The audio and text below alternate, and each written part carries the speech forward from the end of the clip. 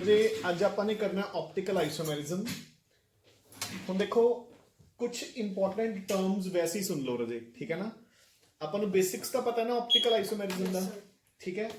जिवें जिवें टर्म्स आई जाणगियां आपां नूं क्लीयर होई जाणगियां। क्वेश्चन नंबर 1 देखो, total number of optically active forms in molecules with n number of asymmetric carbon atoms, ठीक है।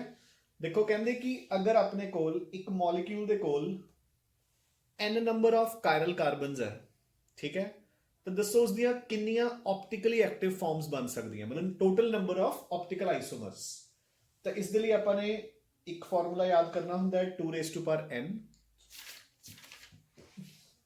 ठीक है।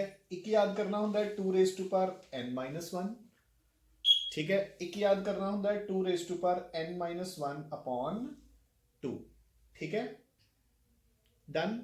हाँ जी, 2 रेज़ टू पावर n कदों लगूगा, जदों अपना molecule is not divisible into 2 equal halves, ठीक है।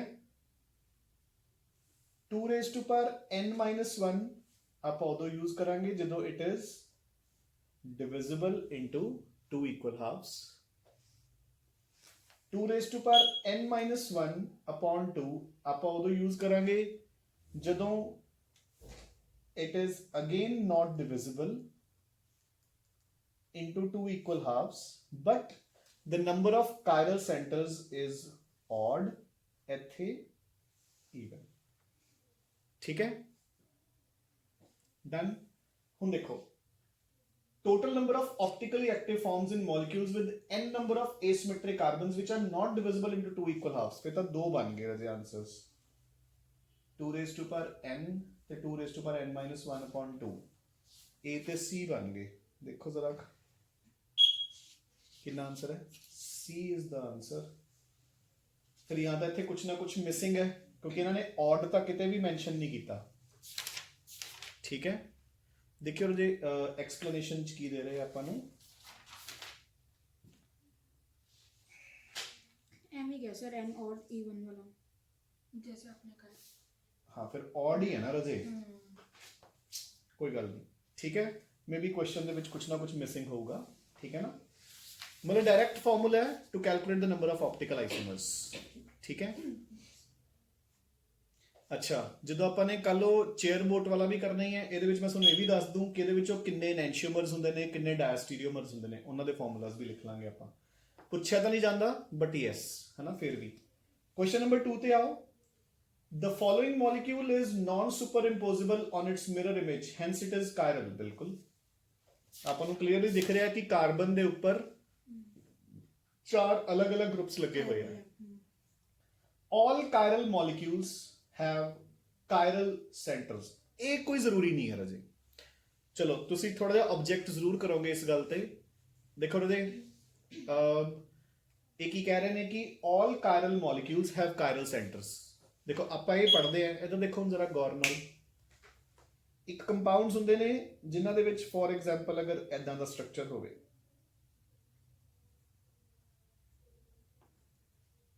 डन, ये 2 कायरल सेंटर हो गए ना, ठीक है। बट ये ऑप्टिकली इनएक्टिव है, क्यों? क्योंकि जे एदी ऑप्टिकल रोटेशन आए होगी, एदी ऑप्टिकल रोटेशन आए होगी, इन्हां नूं आपां आर एंड एस फॉर्म्स कहने हैं, ये भी अगे ना अगे आई जाणगे। इन्हां च कोई ना पहले 20-25 क्वेश्चंस दे विच ही सारे टर्म्स आ जाणगियां। ये ऑप्टिकली इनएक्टिव है रजे, क्यों? क्योंकि अपनी ऑप्टिकल आइसोमेरिज्म शो करने लई 3 कंडीशंस हुंदियां। एक तो प्रेजेंस ऑफ कायरल कार्बन, दूसरा दोनों compounds they should be non super imposable, तीसरा there should be no plane of symmetry. तुसी कितों भी मॉलिक्यूल नूं 2 इक्वल हाफ्स दे विच डिवाइड नहीं कर सकते, इत्थे कर सकते हो। सो जिहड़े इदां दे कंपाउंड्स हुंदे ने they are known as meso compounds. देखो जे यही मॉलिक्यूल आए हो जाता,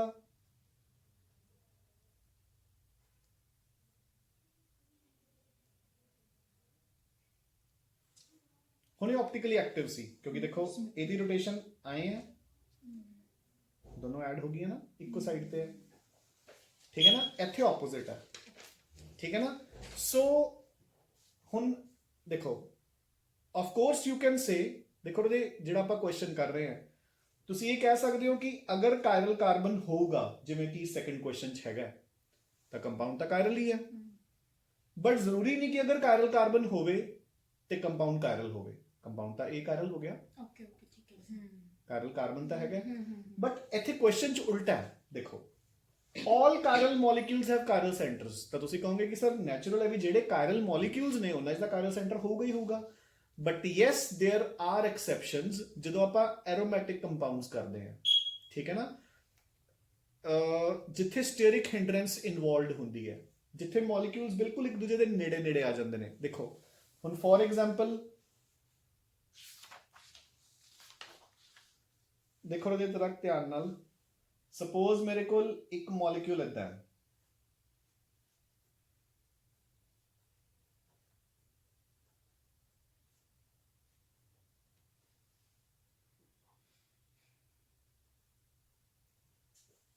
ਠੀਕ ਹੈ। ਹੁਣ ਜਿਹੜਾ ਇਹ ਮੋਲੀਕਿਊਲ ਹੈ ਰਾਜੇ, ਇਹ ਮੋਲੀਕਿਊਲ ਤੁਹਾਨੂੰ ਵੀ ਪਤਾ ਹੈ ਕਿ ਇੱਥੇ ਸਟੇਰਿਕ ਹਿੰਡਰੈਂਸ ਹੋਗੀ ਇਸ 'ਚ, ਤਾਂ ਇਹਦੇ ਵਿੱਚ ਫ੍ਰੀ ਰੋਟੇਸ਼ਨ ਇਨਵੋਲਵਡ ਨਹੀਂ ਹੋਣੀ, ਤੇ ਜਦੋਂ ਸਟੇਰਿਕ ਹਿੰਡਰੈਂਸ ਹੋਗੀ, ਰੋਟੇਸ਼ਨ ਵੀ ਹਿੰਡਰ ਹੋਗੀ, ਤਾਂ ਉੱਥੇ ਆਪਣੇ ਕੋਲ ਸਟੀਰੀਓਕੈਮਿਸਟਰੀ ਸ਼ੋ ਹੋਊਗੀ, ਬਟ ਇੱਥੇ ਕਾਇਰਲ ਸੈਂਟਰ ਕੋਈ ਨਹੀਂ ਹੈ।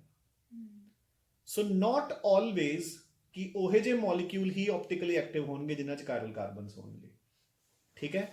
ਸੋ assertion is correct, reason is not correct. Clear? Done? Question number 3 ਤੇ ਆਓ।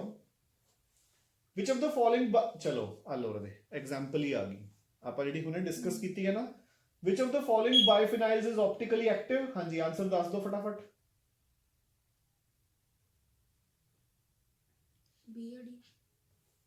ए ਨੂੰ ਕੀ ਖੰਗ ਹੋਈ ਹੈ ਦੇਖੀ ਮੜ ਜਾ, ਸੇਮ ਤਾਂ ਐਗਜ਼ਾਮਪਲ ਹੈ। फिर वो सर सिमेट्री नहीं आएगी, प्लेन ऑफ सिमेट्री। ਰਾਜੇ ਪਲੇਨ ਆਫ ਸਿਮੈਟਰੀ ਦਾ ਤਾਂ ਨਾ ਸਵਾਲ ਤਾਂ ਪੈਦਾ ਹੁੰਦਾ ਹੈ ਜੇ ਸਪੋਜ਼ ਆਪਣੇ ਕੋਲ ਕਾਇਰਲ ਕਾਰਬਨ ਪ੍ਰੈਜ਼ੈਂਟ ਹੋਵੇ, ਉਹ ਲੌਜਿਕ ਤਾਂ ਆਪਾਂ ਇੱਥੇ ਲਗਾ ਹੀ ਨਹੀਂ ਨਾ ਰਹੇ, ਇਹ ਤਾਂ ਸਟੇਰਿਕ ਹਿੰਡਰੈਂਸ ਹੈ ਕੱਲੀ, ਠੀਕ ਹੈ ਨਾ। ਸੋ A ਵਿਲ ਬੀ ਆਪਟੀਕਲੀ ਐਕਟਿਵ, ਉਹ ਲੌਜਿਕ ਇੱਥੇ ਨਹੀਂ ਲੱਗੂਗਾ ਜਿਹੜਾ ਕਾਇਰੈਲਿਟੀ ਵਾਲਾ ਲੌਜਿਕ ਤੁਸੀਂ ਲਗਾ ਰਹੇ ਹੋ ਹੁਣ। ਇੱਥੇ ਕਾਇਰਲ ਦਾ ਕੋਈ ਸੀਨ ਨਹੀਂ, ਇੱਥੇ ਤੁਸੀਂ ਸਿਰਫ ਰੋਟੇਸ਼ਨ ਦੇਖੋਗੇ, ਠੀਕ ਹੈ। ਹਾਂਜੀ ਰਾਜੇ, compound number 4, question number 4, the organic compound with two asymmetric carbon atoms, ਇਹ ਬਣਾ ਲਓਗੇ ਹੁਣੇ ਤਾਂ। Yes sir. ਆਪਾਂ ਨੇ ਦੋ ਕਾਇਰਲ ਕਾਰਬਨਸ ਲੱਭਨੇ ਹੋ ਜਾਣਗੇ, यस सर। ਠੀਕ ਹੈ। ਹਾਂਜੀ ਆ ਗਿਆ ਰਾਜੇ ਕੁਐਸਚਨ ਜਿਹੜਾ ਮੈਂ ਤੁਹਾਨੂੰ ਰੋਟੇਸ਼ਨ ਵਾਲਾ ਕਿਹਾ ਸੀ, ਠੀਕ ਹੈ। the absolute configuration of the following is, ਇਹਨੂੰ ਆਪਾਂ ਰਾਜੇ R ਤੇ S ਫਾਰਮ ਚ ਲਿਖਦੇ ਹੁੰਦੇ ਆ, ਪਤਾ ਹੈ ਨਾ? ਨਹੀਂ, ਚਲੋ ਹੁਣ ਪਤਾ ਲੱਗੂਗਾ। ਇੱਧਰ ਦੇਖੋ, ਕੰਪਾਊਂਡ ਹੈ CH3 C Cl H C H Cl C2H5, ਠੀਕ ਹੈ। ਦੇਖੋ ਰਦੇ ਆ ਦੋ ਕਾਇਰਲ ਸੈਂਟਰਸ ਹੈ, ਜਿਹੜੀ ਰੋਟੇਸ਼ਨ ਆਪਾਂ ਨੇ ਇੱਕ ਕਾਰਬਨ ਦੇ ਰਾਉਂਡ ਅਬਾਊਟ ਸ਼ੋ ਕਰਨੀ ਹੁੰਦੀ ਹੈ, more electronegative to less electronegative atom जाना है। So our most electronegative है towards carbon, ठीक है, more electronegative towards carbon। Left side ते अगर रोटेट हो रहा है तो S फॉर्म है, अगर राइट साइड ते हुंदा तो कैपिटल R, ये दोनों ही लेफ्ट ते है तो दोनों S, S आऊगा आंसर। पहले पै की गल, यस सर। ਇਹਦਾ ਆਊਗਾ ਰਾਜੇ B, ਠੀਕ ਹੈ। Leftly R, rightly leftly S. Leftly S, rightly R। ਇਸ ਸਿਨਿਸਟਰ ਤੇ ਰੈਕਸਟਰ ਐਵੇਂ ਜੇ ਕੁਝ ਹੁੰਦਾ, ਠੀਕ ਹੈ ਨਾ। ਹੋ ਗਿਆ। ਕੁਐਸਚਨ ਨੰਬਰ 6,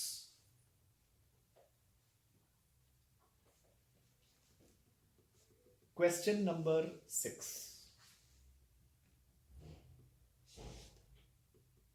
देखो रदे, which of the following pairs of compounds are enantiomers? enantiomers ਕੀ ਹੁੰਦੇ ਨੇ? optically active isomers। इधर देखो, जे मेरे कोल एक कंपाउंड ऐदा है, ठीक है, तो इसका एनेंशियोमर की होगा?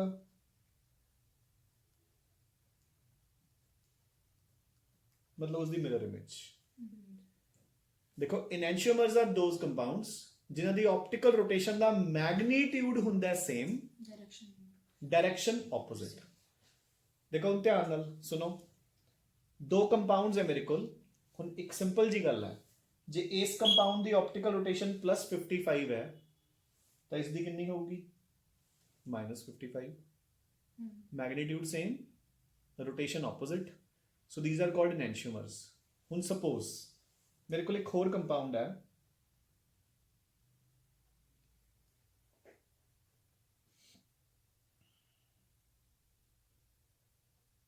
डन। इन्हां दोनों नालों की डिफरेंस है? Br ਦਾ।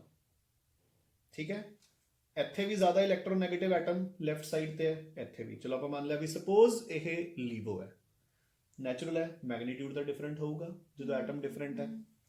ਸਪੋਜ਼ ਇਸ ਦਾ ਮੈਗਨੀਟਿਊਡ ਹੈਗਾ -60, ਤਾਂ this compound and this compound, this compound and this compound, ਇਹ ਆਪਸ ਚ ਕੀ ਨੇ? ਡਾਇਸਟੀਰੀਓਮਰਸ। ਸੋ ਹੁਣ ਧਿਆਨ ਨਾਲ ਸੁਣੋ, ਇਨੈਂਸ਼ੀਓਮਰਸ ਆਰ ਦੋਜ਼ ਕੰਪਾਊਂਡਸ ਜਿਨ੍ਹਾਂ ਦੀ ਆਪਟੀਕਲ ਰੋਟੇਸ਼ਨ ਦਾ magnitude same but direction different. Diastereomers ਜਿਹੜੇ ਕਿ ਇਨੈਂਸ਼ੀਓਮਰਸ ਨਹੀਂ ਹੁੰਦੇ ਆਪਸ ਚ, ਉਹਨਾਂ ਦੀ ਮੈਗਨੀਟਿਊਡ ਅਲੱਗ-ਅਲੱਗ ਹੁੰਦੀ ਹੈ। ਡਨ ਹੈ। ਜਿਨ੍ਹਾਂ ਦੀ ਮੈਗਨੀਟਿਊਡ ਆਫ ਰੋਟੇਸ਼ਨ ਆਪਸ ਚ ਡਿਫਰੈਂਟ ਹੁੰਦੀ ਹੈ, ਦੇ ਆਰ ਕਾਲਡ ਡਾਇਸਟੀਰੀਓਮਰਸ। ਹਾਂਜੀ, ਹੁਣ 6 ਦਾ ਮੈਨੂੰ ਆਨਸਰ ਤੁਸੀਂ ਦੇਖ ਕੇ ਦੱਸ ਦਿਓ।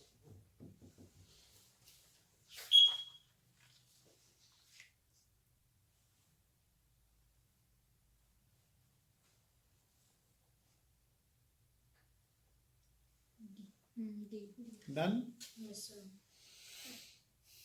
ठीक है, एग्जैक्टली ऑपोजिट। ठीक है राजे, हुण देखो सी ऑप्शन है जी, जरा गौर नाल देखो, है ना। सी ऑप्शन च सेकंड कंपाउंड है, दोनों OH एक तरफ है, दोनों H एक तरफ है। C option second compound. ते जे फर्स्ट कंपाउंड च दोनों OH हुंदे राइट साइड ते लेफ्ट ते हुंदे H, ਤਾਂ ਆਪਾਂ ਉਹਨੂੰ ਇਨੈਂਸ਼ੀਓਮਰ ਨਹੀਂ ਕਹਿ ਸਕਦੇ ਕਿਉਂਕਿ ਉਹ ਤਾਂ ਆਪਟੀਕਲੀ ਇਨਐਕਟਿਵ ਹੋਣਾ ਸੀ। ਆਪਟੀਕਲੀ ਐਕਟਿਵ ਹੋਣਾ ਵੀ ਤਾਂ ਜ਼ਰੂਰੀ ਹੈ ਨਾ। ਹਾਂਜੀ, 7th question, which of the following does not exhibit optical isomerism? ਸੋ ਰਾਜੇ ਦੇਖੋ, ਆਪਾਂ ਨੂੰ ਦੇਖੋ ਹੁਣ ਕਈ ਵਾਰ ਇਹੋ ਜਿਹਾ ਕੁਐਸਚਨ ਬਹੁਤ ਜ਼ਿਆਦਾ ਇਰੀਟੇਟਿੰਗ ਹੋ ਜਾਂਦਾ ਕਿਉਂਕਿ ਉਹਨਾਂ ਨੇ ਕੰਪਾਊਂਡਸ ਇਹੋ ਜਿਹੇ ਪਾ ਰੱਖੇ ਨੇ ਜਿਨ੍ਹਾਂ ਦੇ ਸਟਰਕਚਰਸ ਕਾਮਨ ਹੀ ਨਹੀਂ ਹੈ, ਹੈਨਾ। देखो ਹੁਣ ਮੈਲਿਕ ਐਸਿਡ ਇਹ ਹੁੰਦਾ, ਚਲੋ ਆਨਸਰ ਤਾਂ ਆਪਣਾ ਪਹਿਲੇ ਚ ਹੀ ਨਿਕਲਿਆ ਆ। ਦਿਸ ਇਜ਼ ਮੈਲਿਕ ਐਸਿਡ, ਇਹ ਆਪਟੀਕਲੀ ਇਨਐਕਟਿਵ ਹੈ। ਓਕੇ, ਇਹਦੇ ਚ ਕਾਇਰਲ ਕਾਰਬਨ ਹੈ ਹੀ ਨਹੀਂ, ਹੈ ਨਾ। Alpha amino acid, amino acids optically active ਹੋ ਸਕਦੇ ਨੇ। ਦੇਖੋ ਅਮੀਨੋ ਐਸਿਡ ਦਾ ਸਟਰਕਚਰ ਇਹ ਹੁੰਦਾ, ਆਪਾਂ ਨੂੰ ਪਤਾ ਹੈ, ਇੱਥੇ ਕੋਈ ਵੀ R ਗਰੁੱਪ। ਸੋ ਜਿਹੜਾ ਪਹਿਲਾ ਅਮੀਨੋ ਐਸਿਡ ਹੈ ਗਲਾਈਸੀਨ, ਉਹ ਆਪਟੀਕਲੀ ਇਨਐਕਟਿਵ ਹੈ ਨਾ, ਕਿਉਂਕਿ ਉਹਦੇ CH2 ਹੋ ਜਾਊਗਾ ਇੱਥੇ। ਲੈਕਟਿਕ ਐਸਿਡ ਕੀ ਹੁੰਦਾ ਹੈ? C, ਜਿਹੜਾ ਟਿਪੀਕਲ ਐਗਜ਼ਾਮਪਲ ਹੈ। ਆਪਾਂ ਜਦੋਂ ਵੀ ਆਪਟੀਕਲ ਆਈਸੋਮੈਰਿਜ਼ਮ ਪੜ੍ਹਨਾ ਸ਼ੁਰੂ ਕਰਦੇ ਹਾਂ, ਆਪਾਂ ਲੈਕਟਿਕ ਐਸਿਡ ਤੋਂ ਹੀ ਸ਼ੁਰੂ ਕਰਦੇ ਹਾਂ ਵੀ C ਦੇ ਨਾਲ ਇੱਕ H, ਇੱਕ CH3, ਇੱਕ COOH, ਇਹ ਲੈਕਟਿਕ ਐਸਿਡ ਹੈ। ਟਾਰਟਰਿਕ ਐਸਿਡ ਕੀ ਹੁੰਦਾ ਰਾਜੇ? ਦੇਖੋ ਦਿਸ ਇਜ਼ ਸਕਸੀਨਿਕ ਐਸਿਡ, ਦੋਨੋਂ ਕਾਰਬਨ ਦਾ ਇੱਕ ਇੱਕ H ਹਟ ਜਾਂਦਾ, ਉਹਨਾਂ ਦੀ ਜਗ੍ਹਾ ਤੇ ਸ਼ਾਇਦ OH ਹੀ ਹੁੰਦਾ। ਠੀਕ ਹੈ, ਸੋ ਇਹਦੇ ਚ ਵੀ ਦੋ ਕਾਇਰਲ ਕਾਰਬਨਸ ਹੋ ਗਏ। ਠੀਕ ਹੈ, ਇਹਦੇ ਵਿੱਚੋਂ ਇਹਦੀਆਂ ਹੁਣ ਦੋ ਫਾਰਮਸ ਹੋਣਗੀਆਂ, ਇੱਕ ਐਰਿਥਰੋ ਤੇ ਇੱਕ ਥ੍ਰੀਓ। ਦੇਖੋ ਮੈਂ ਇਸ ਕਾਰਬਨ ਨੂੰ ਮੇਨ ਮੰਨ ਕੇ ਚੱਲਦਾ, ਉੱਪਰ COOH, OH, H, COH, H, COOH, ਇਹ ਆਪਟੀਕਲੀ ਇਨਐਕਟਿਵ। ਜਿਹਦੇ ਚ ਇੱਕ OH ਆਪੋਜ਼ਿਟ ਸਾਈਡ ਤੇ ਹੋਊਗਾ,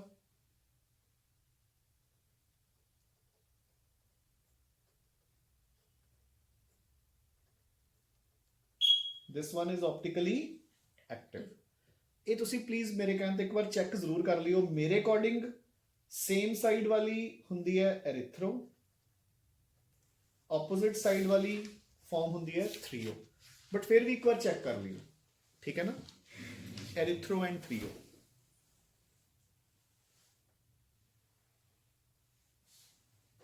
क्लियर? हाँ जी रजे। सो ਹੁਣ ਆਪਣਾ ਆਨਸਰ ਆ ਗਿਆ ਨਾ ਮੈਲਿਕ ਐਸਿਡ। ਅੱਛਾ ਮੈਲਿਕ ਐਸਿਡ ਯਾਦ ਰੱਖਣਾ ਰਜੇ, ਮਤਲਬ ਵੈਸੇ ਹੀ ਦੱਸ ਰਹੇ ਹਾਂ, ਮਤਲਬ ਕੋਈ ਏਡੀ ਖਾਸ ਗੱਲ ਨਹੀਂ ਹੈ। ਮੈਲਿਕ ਐਸਿਡ ਇਹਦੀ ਸਿਸ ਫਾਰਮ ਹੈ। ਜੇ ਇਸੇ ਚੀਜ਼ ਨੂੰ ਮੈਂ ਐਂ ਲਿਖਦਾ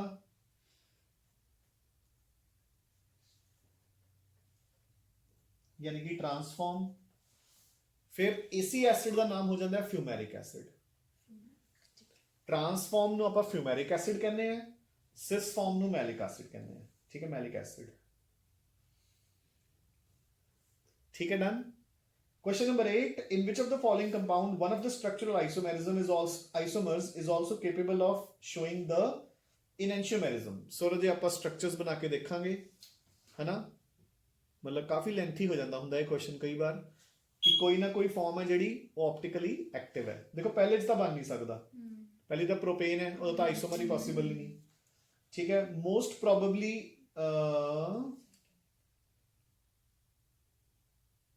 बी वगैरह ची कोई ना कोई बनूंगा, देखना पड़ेगा। बी भी नहीं बनना वैसे, मैं बी बन सकता।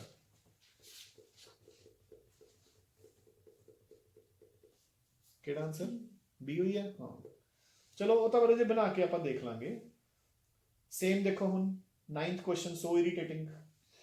The amino acid which is not optically active, चलो ग्लाइसिन पहला है ना। ਮੈਨੂੰ ਲੱਗਾ ਕਿ ਐ ਪੁੱਛਣਗੇ ਵਿਚ ਇਜ਼ ਆਪਟੀਕਲੀ ਐਕਟਿਵ, ਤਾਂ ਫਿਰ ਆਪਾਂ ਨੂੰ ਸਟਰਕਚਰਸ ਰਟੇ ਹੋਣੇ ਚਾਹੀਦੇ ਆ। Which of the following shows optical isomerism. ਠੀਕ ਹੈ, ਹੋ ਗਿਆ, ਇਹ ਹੋ ਜੂਗਾ ਨਹੀਂ। ਬਿਊਟੈਨ 2 올 ਕਿੰਨੇ ਵਾਰ ਕਰ ਚੁੱਕੇ ਇਹ ਐਗਜ਼ਾਮਪਲ ਆਪਾਂ। ਓਕੇ, ਇਹਨਾਂ ਵਿੱਚੋਂ ਜਿਓਮੈਟ੍ਰੀਕਲ ਆਈਸੋਮੈਰਿਜ਼ਮ ਕੌਣ ਸ਼ੋ ਕਰੂਗਾ? ਬਿਊਟੀਨ, 2 ਬੁਟੀਨ ਇਨ ਫੈਕਟ। ਠੀਕ ਹੈ, ਹਾਂਜੀ ਚਲੋ। Question number 11. among the following the optically active compound is, हो जाएगा ना? Yes sir. The well-known compounds plus lactic acid and minus lactic acid have the same formula. The correct relationship, optical isomers. ठीक है? The maximum number of possible optical isomers in 1-bromo 2-methyl cyclobutane. चलो इधर देखो रजे।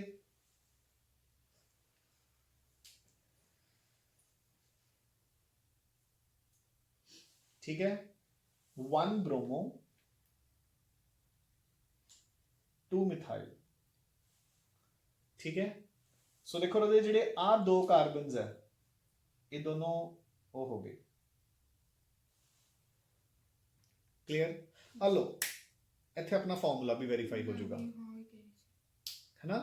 ਸੋ ਦੇਖੋ ਆਪਾਂ ਨੇ ਕੀਤਾ ਸੀ ਨਾਟ ਡਿਵਿਜ਼ੀਬਲ ਤੇ ਈਵਨ, ਡਿਵਿਜ਼ੀਬਲ, ਨਾਟ ਡਿਵਿਜ਼ੀਬਲ ਤੇ ऑड। ਹੁਣ ਦੇਖੋ ਸੋ ਦੋ ਕਾਇਰਲ ਕਾਰਬਨਸ ਹੈ, ਸੋ ਈਵਨ। ਡਿਵਾਈਡ ਤੁਸੀਂ ਕਿਤੋਂ ਵੀ ਇਕੁਅਲ ਹਾਫ ਚ ਕਰ ਨਹੀਂ ਸਕਦੇ। ਠੀਕ ਹੈ, ਸੋ 2 raised to power number of chiral carbons, so answer is 4. done। ठीक है रजे, हो गया आई होप। हाँ जी। 15th alpha hydroxy propanoic acid has Na asymmetric carbons। कर लोगे काउंटिंग? करा के कर लेंगे, कर लोगे सर। ठीक है, अल्फा हाइड्रोक्सी का समझ लो ना, फंक्शनल ग्रुप के नाल वाले कार्बन ते OH ग्रुप। हाँ जी। Question number 16. Which of the following is optically active? हो जाऊगा? Yes sir. नहीं होना दिया, चल देख के दस मैंने आंसर। यस सर तक कहता ये कर जाके पायल नो चीटिंग। देख ਇੰਨੇ ਦਿਨਾਂ ਦਾ ਕੋਈ ਚੀਟਿੰਗ ਨਹੀਂ ਕਰ ਰਿਹਾ ਸੀ, ਇੱਥੇ ਤੂੰ ਆਈ ਤੇ ਚੀਟਿੰਗ ਸ਼ੁਰੂ ਹੋ ਗਈ। ਬੀ ਪਤਾ ਨਹੀਂ ਦਿਆ, ਤੂੰ कैसे ਹੋ ਜਾਊਗਾ? बीच ਤੈਨੂੰ ਕਿਹੜਾ ਕਾਰਬਨ ਕਾਰਬਨ ਦਿਖ ਰਿਹਾ? ਆਈ ਵਾਲਾ ਹੀ ਦਿਸ ਰਿਹਾ। ਦੋਨੋਂ ਪਾਸੇ ਮਿਥਾਈਲ ਨਹੀਂ ਦਿਖ ਰਹੇ? ਫਿਰ ਜਿਹੜਾ ਦਿਖ ਰਿਹਾ ਹੈ ਉਹਦੇ ਦੋਨੋਂ ਪਾਸੇ ਮਿਥਾਈਲ ਨਹੀਂ ਦਿਖ ਰਹੇ ਲੱਗੇ ਹੋਏ? ਅੱਛਾ ਠੀਕ ਹੈ ਠੀਕ ਹੈ ਠੀਕ ਹੈ ਠੀਕ ਹੈ ਸਰ, ਠੀਕ ਹੈ। ਹਰਸ਼ डी भी नहीं होना, बी भी नहीं होना, ए भी नहीं होना, सी होगा। ਹੋਊਗਾ ਕਿ ਹੈਗਾ? सी हैगा। ਸੀ ਚ ਕਿਹੜਾ ਕਾਰਬਨ ਕਾਰਬਨ ਹੈ? ਇਹ ਨਹੀਂ ਪਤਾ ਮੈਨੂੰ। ਦੇਖੋ ਬੀ ਵੀ ਨਹੀਂ ਹੋਣਾ, ਡੀ ਵੀ ਨਹੀਂ ਹੋਣਾ, ਠੀਕ ਹੈ। ਏ ਦੇ ਵਿੱਚ ਉਹ ਹਿੰਡਰੈਂਸ ਉਹ ਸੌਰੀ ਹੋ ਜਾਏਗਾ, ਸਿਮੈਟਰੀ ਆ ਜਾਏਗੀ।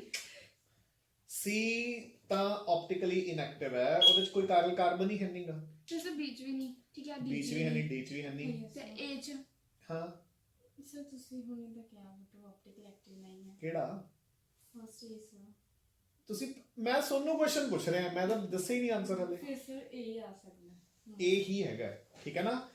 ਅੱਗੇ A ਦੀਆਂ ਦੋ ਫਾਰਮਸ ਹੋਣਗੀਆਂ, ਐਰੀਥਰੋ ਐਂਡ ਥਰੀਓ।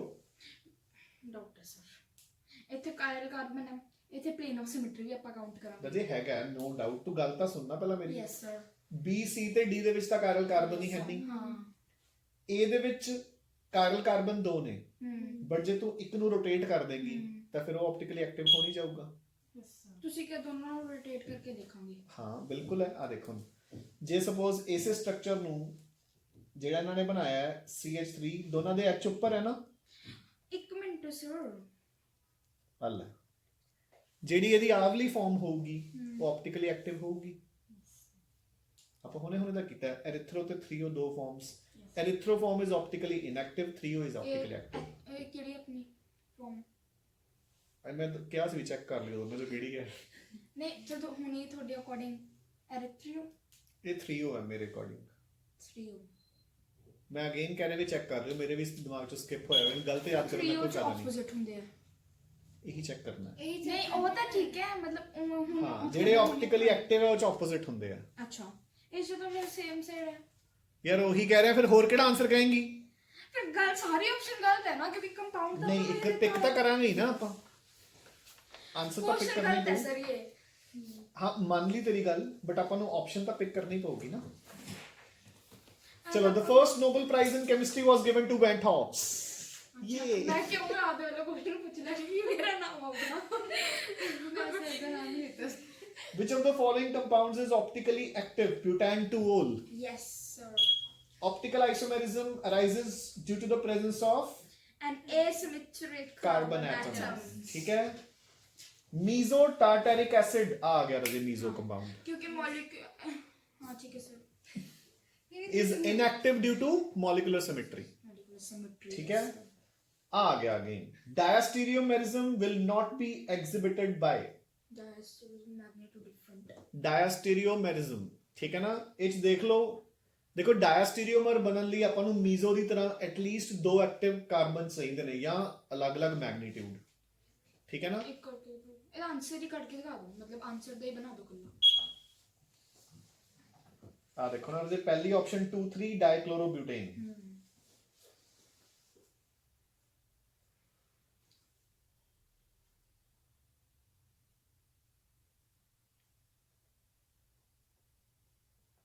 डन, ठीक है। 2,3 डाइक्लोरोब्यूटेन, ਹੁਣ ਇਹਦੇ ਦੋ ਫਾਰਮਸ ਹੋ ਗਏ, ਇੱਕ ਐਰੀਥਰੋ ਇੱਕ ਥਰੀਓ, ਠੀਕ ਹੈ।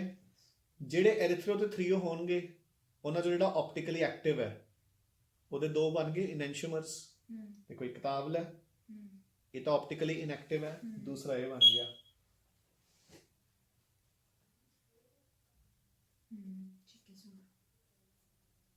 ठीक है, ਇਹਦੀਆਂ ਅੱਗੇ ਦੋ ਫਾਰਮਸ ਬਣ ਜਾਣਗੀਆਂ, ਇੱਕ ਡੈਕਸਟਰੋ ਔਰ ਇੱਕ ਏਵਲੀ। ਡੈਕਸਟਰੋ ਤੇ ਏਵਲੀ ਲੀਵੋ ਇਹਦੇ ਨਾਲ ਕੀ ਨੇ? ਡਾਇਸਟੀਰੀਓਮਰਸ, ਕਿਉਂਕਿ ਇਹਨਾਂ ਦੇ ਮੈਗਨੀਟਿਊਡਸ ਦਾ ਫਰਕ ਪਈ ਜਾਊਗਾ ਨਾ। ਇਹਦੇ ਤਾਂ ਜ਼ੀਰੋ ਹੀ ਹੈ, ਇਹਦਾ ਕੁਝ ਨਾ ਕੁਝ ਹੋਏਗਾ। ਡਨ ਕਿ ਨਹੀਂ? ਠੀਕ ਹੈ। B 2 ਹਾਈਡਰੋਕਸੀ ਪ੍ਰੋਪੇਨੋਇਕ ਐਸਿਡ, ਸੋ 1 2 3 2 ਹਾਈਡਰੋਕਸੀ, ਉਹ ਕਾਰਬਨ ਵਾਲੀ करते ਪ੍ਰੋਪੇਨੋਇਕ ਐਸਿਡ। ਸੋ ਇਹਦੇ ਸਿਰਫ ਇੱਕੋ ਕਾਇਰਲ ਕਾਰਬਨ ਹੈ, ਇਹਦੇ ਦੋ ਇਨੈਂਸ਼ੀਓਮਰਸ ਬਣਨਗੇ, ਇਹਦਾ ਕੋਈ ਡਾਇਸਟੀਰੀਓਮਰ ਨਹੀਂ ਬਣਨਾ। ਇੱਕ ਡੈਕਸਟਰੋ ਇੱਕ ਲੀਵੋ, ਪੱਲੇ ਪੈ ਗਈ ਗੱਲ। ਡਨ। ਸੋ ਸਿੰਪਲੀ ਆਪਾਂ ਇਹ ਨਹੀਂ ਕਹਿ ਸਕਦੇ ਜਿਹਦੇ ਕੋਲ ਇੱਕ ਕਾਇਰਲ ਕਾਰਬਨ ਹੈ ਬਸ ਉਹ ਨਹੀਂ ਕਰੂਗਾ। ਕਹਿ ਸਕਦੇ ਕਿ ਜਿਹਦੇ ਕੋਲ ਮਿਨੀਮਮ ਦੋ ਕਾਇਰਲ ਕਾਰਬਨਸ ਤਾਂ ਹੋਣੇ ਹੀ ਚਾਹੀਦੇ ਨੇ ਡਾਇਸਟੀਰੀਓਮੈਰਿਜ਼ਮ ਸ਼ੋ ਕਰਨ ਲਈ, ਕਿਉਂਕਿ ਫਿਰ ਹੀ ਆਪਟੀਕਲ ਆਈਸੋਮੈਰਿਜ਼ਮ ਐਗਜ਼ਿਸਟ ਕਰੂਗਾ, ਠੀਕ ਹੈ ਨਾ। ਜੇ ਆਪਣੇ ਕੋਲ ਸਿੰਗਲ ਕੰਪਾਊਂਡ ਦੀ ਗੱਲ ਕਰ ਰਹੇ ਹਾਂ ਆਪਾਂ। Done.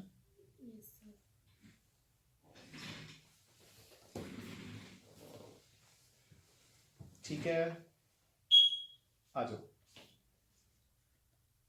The two structures represent, देखो ਇਹਦੇ ਦੋ स्ट्रक्चर्स बने हुए ने, CH3 फिर OH लेफ्ट है उधर राइट है, फिर OH राइट है इधर लेफ्ट है, फिर C अच्छा ये तो फिर सेम कंपाउंड है, वही कंपाउंड उल्टा लिखा हुआ है बस।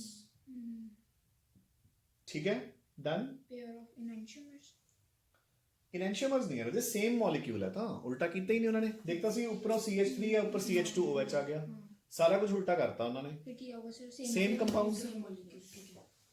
बस ਜਿਹੜੀ ਚੀਜ਼ ਨੂੰ ਤੁਸੀਂ ਐਂ ਦੇਖ ਰਹੇ ਹੋ ਤੁਹਾਡੀ ਸਾਈਡ ਤੋਂ ਮੇਰੀ ਸਾਈਡ ਤੋਂ ਉਹ ਆਏ ਆ, ਗੱਲ ਤਾਂ ਇੱਕੋ ਹੀ ਆ 69 ਪਿਆ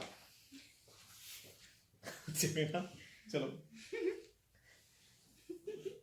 ਜੋ ਛੋਟੇ ਹੁੰਦੇ ਇੱਕ ਜੋਕ ਨਹੀਂ ਆਉਂਦਾ ਹੁੰਦਾ ਸੀ ਉਹ ਮਤਲਬ ਵੀ ਬਲੈਕ ਬੋਰਡ ਤੇ ਐਮ ਲਿਖ ਦਿੰਦੇ ਨੇ, ਚਲੋ ਪੂਅਰ ਜੋਕ ਹੈ ਵੈਸੇ ਇਸ ਏਜ ਤੇ ਜਾ ਕੇ, but still it is a joke. ਉਹ ਮਤਲਬ 6th ਤੇ 9th ਤੋਂ ਯਾਦ ਆ ਗਿਆ ਨਾ ਮੈਨੂੰ, ਉਹ ਮਤਲਬ ਵੀ ਕਲਾਸ ਦੇ ਵਿੱਚ ਟੀਚਰ ਬੋਰਡ ਤੇ ਐਮ ਲਿਖ ਦਿੰਦਾ ਤੇ ਉਹ ਕਹਿੰਦਾ ਵੀ ਦੱਸੋ, ਜਿਵੇਂ ਦੀਆ ਨੂੰ ਪੁੱਛਿਆ ਕਿ ਦੱਸੇ ਕੀ ਹੈ, ਦੀਆ ਕਹਿੰਦੀ ਐਮ ਫॉर ਮਾਈ ਮੰਮੀ, ਫਿਰ ਪਾਇਲ ਨੂੰ ਪੁੱਛਿਆ W ਲਿਖ ਕੇ, ਕਹਿੰਦੇ ਪਾਇਲ ਦੀਆ ਦੀ ਮੰਮੀ ਪੁੱਛੀ ਹਾਂ ਠੀਕ ਹੈ ਸੁਣਿਆ ਹਾਂ ਠੀਕ ਹੈ ਸੁਣਿਆ ਤਾਂ ਕਿ ਪਾਇਲ ਕਹਿ ਰਹੀ ਹੈ ਹੈਗੀ ਤਾਂ ਸਰ ਦੀਆ ਦੀ ਮੰਮੀ ਹੋਈ ਹੈ ਤਾਂ ਤੁਸੀਂ ਪੁੱਠੀ ਕਰਤੀ। ਹਾਂ ਠੀਕ ਹੈ ਇਹ ਹੋਗਾ ਜੋਕ ਹੈ। ਚਲੋ anyways next question, the optical rotation of an optically active compound is directly proportional to the length नहीं रजे inverse ਇਹ ਹੁੰਦੀ ਹੈ alpha upon LD, ਠੀਕ ਹੈ ਨਾ, alpha upon LM ਲਗਾ ਲਓ, ਮਤਲਬ L ਤੇ ਦੇਖੋ formula is L ਕੀ ਹੈ length of the polarimeter, D ਕੀ ਹੈ ਚਾਹੇ density ਕਹਿ ਲਓ solution ਦੀ ਚਾਹੇ concentration ਕਹਿ ਲਓ। So देखो directly proportional to concentration, independent of the length नहीं, inversely proportional to both the length and the concentration, D. Clear? एक मिनट 20 कितना क्वेश्चन ठीक है ठीक है। सो इदां दे क्वेश्चंस ने आई होप कि तुसी इजीली कर सकते हो है ना। सो इन्हां नू कंप्लीट कर लो एंड ਕੱਲ ਆਪਾਂ ਬਚੇ ਖੁਚੇ ਡਾਊਟਸ ਪੂਰੇ ਕਰਕੇ ਸਾਰਿਆਂ ਦੇ, ਪਲੱਸ ਇੱਕ ਦੋ ਚੀਜ਼ਾਂ ਜਿਹੜੀਆਂ ਆਪਾਂ ਨੇ ਪੈਂਡਿੰਗ ਛੱਡੀਆਂ ਹੋਈਆਂ ਉਹ ਕੰਪਲੀਟ ਕਰਕੇ ਇਹ ਪੂਰਾ ਕਰਕੇ ਨਾ ਫਿਰ ਆਪਾਂ ਨੇ ਰਾਜੇ GOC ਦਾ ਪਾਰਟ ਕਰਨਾ। ਉਹਦੇ ਕੁਐਸਚਨਸ ਤੇ ਦੇਖੋ ਹੁਣ ਆਪਾਂ +2 ਦੀ ਕੈਮਿਸਟਰੀ ਕਰ ਚੁੱਕੇ ਹਾਂ ਤਾਂ ਆਪਾਂ ਨੂੰ ਮੈਕੈਨਿਜ਼ਮ ਸਾਰੇ ਚੰਗੀ ਤਰ੍ਹਾਂ ਆਉਂਦੇ ਆ, ਬਟ ਇੱਕ ਵਾਰ ਫਿਰ ਵੀ ਰਿਵਾਈਜ਼ ਕਰ ਲਿਓ ਇਲੈਕਟ੍ਰੋਫਿਲਿਕ ਸਬਸਟੀਟਿਊਸ਼ਨ ਕੌਣ ਸ਼ੋ ਕਰਦਾ ਹੈ, ਨਿਊਕਲੀਓਫਿਲਿਕ ਕੌਣ ਸ਼ੋ ਕਰਦਾ ਹੈ, ਉਹਦੇ ਆਪਾਂ ਡਾਇਰੈਕਟਲੀ ਕੁਐਸਚਨਸ ਕਰਾਂਗੇ। ਤੇ ਉਸ ਤੋਂ ਬਾਅਦ ਜਿਹੜੇ ਅਗਲੇ ਸਾਰੇ ਪਾਰਟਸ ਹੈ ਉਹ ਆਪਾਂ ਨੂੰ ਪਹਿਲਾਂ ਥਿਊਰੀ ਕਰਕੇ ਫਿਰ ਕੁਐਸਚਨਸ ਕਰਨੇ ਪੈਣਗੇ, ਜਿੱਦਾਂ ਕਿ ਉਹ ਸਾਰੀ ਪਿਉਰੀਫਿਕੇਸ਼ਨ ਐਸਟੀਮੇਸ਼ਨ ਵਗੈਰਾ, ਤੇ ਦੂਸਰਾ ਐਲਕੇਨ ਐਲਕਾਈਨ ਬੈਂਜ਼ੀਨ ਹੋ ਤਾਂ ਈਜ਼ੀਲੀ ਜਾਣਗੇ ਖੈਰ, ਬਟ ਸਟਿਲ ਤੇ ਨਾਲ ਨਾਲ ਮੈਂ ਹੁਣ ਤੁਹਾਨੂੰ ਉਹਨਾਂ ਦੇ ਲੈਕਚਰ ਸੈਂਡ ਕਰ ਦਿੰਦਾ, ਠੀਕ ਹੈ ਨਾ, ਤਾਂ ਕਿ ਉਹ ਵੀ ਨਾਲ ਨਾਲ ਹੋਈ ਜਾਣ। ਠੀਕ ਹੈ, ਡਨ।